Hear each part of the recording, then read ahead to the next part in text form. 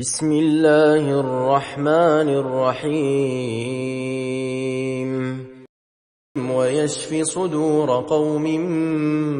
مؤمنين يا أيها الناس قد جاءتكم موعظة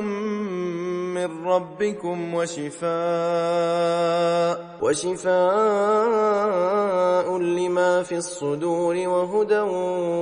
ورحمة للمؤمنين يخرج من بطونها شراب مختلف ألوانه فيه شفاء للناس وننزل من القرآن ما هو شفاء ورحمة للمؤمنين